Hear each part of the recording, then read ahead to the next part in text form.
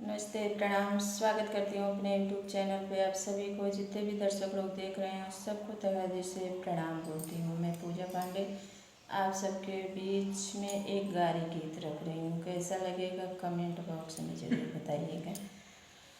आम बहुर लागई महुआ भदराए हो, आम बहुर लागई महुआ भदर आए। अरे माघ फूलाई सरसैया, हाँ सीताराम के भजो रे। अरे माघ फूलाई सरसैया, सीताराम के भजो। ओई सरसैया में रानी न समधिक बहिन हो, सरसैया में रानी न समधिक बहिन।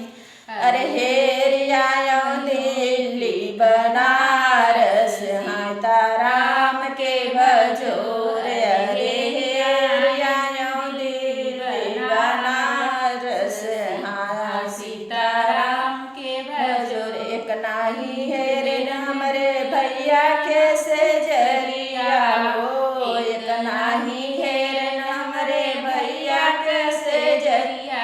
अरे जहाँ बितावई दिन राती, हाँ सीताराम के भजो रे। अरे जहाँ बितावई दिन राती हो, हाँ ताराम के भजो।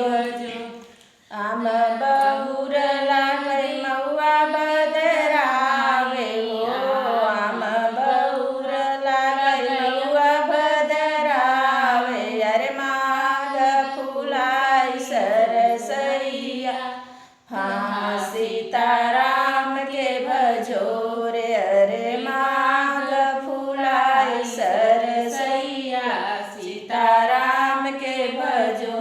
ओई सरसैया में रानी न दुल्हे का बहिन हो, सरसैया में रानी दुल्हे का बहिन। अरे हेरिया दिल्ली बनारस, हाँ सीताराम के भजो रे। अरे हेरिया दिल्ली बनारस, सीताराम के भजो रे। एक नाही है रे हमरे भैया के से जरिया हो, एक नाही है रे हमरे भैया के से जरिया।